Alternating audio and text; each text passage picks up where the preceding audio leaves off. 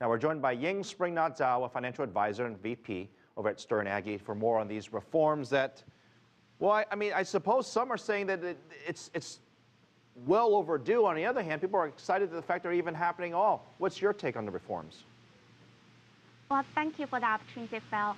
My take on the reform, this is unprecedented reform. This is significant value and meaning in the system of the party and the history.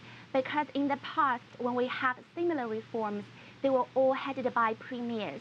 But this time, yes, as you know, the governing body, the top governing body of China, Political Bureau of Communist Party of China Central Committee, appointed Mr. Xi Jinping, President of China and the military, as well as General Secretary of Communist Party to lead this reform. This is unprecedented. They show their devotion and determination to carry out those reforms in the new year.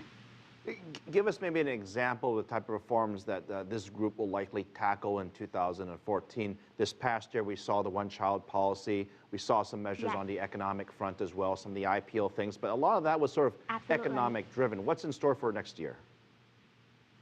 A lot are coming down next year or next couple years. The announcement this morning, is very brief and without many details just yet.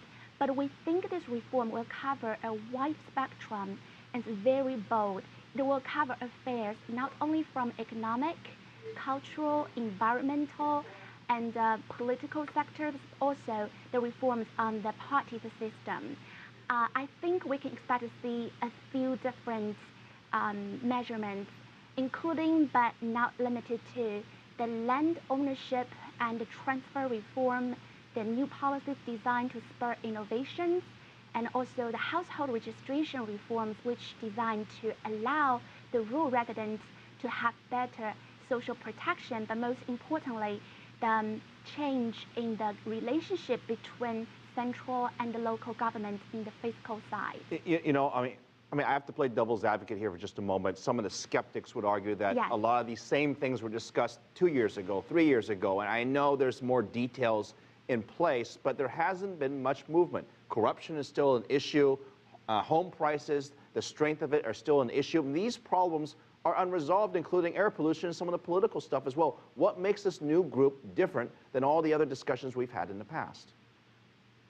Very good question. I think the whole world is watching, and I think that's why the Political Bureau of Communist Party Central Committee appointed the top leadership to do this top design of these reforms, because I think that can ease a lot of fears and uncertainty in the market for the future China's growth. And I think Mr. Xi is personally take charge to push through those reforms. So I think that will be different. And also, a lot of these reforms were discussed and stressed in the third plenum of the 18th Central Committee of the Communist Party in November 2012. So I think this is definitely coming down in more detail in the next couple of years. So reforms, come changes, come nervousness from stock investors. This year we saw the worst year in a while for the Chinese stocks. It hasn't been good because we thought they'd get 7.5%. They did get there, but it wasn't easy. How are these reforms going to affect the growth forecast for next year? Well, I think changes are not easy, but changes also present opportunities. If the leadership can take the changes right, I think they can turn things around and show a stable platform for the world to invest in China. However, it's not easy. And like you, I'm watching. All right. We're all watching.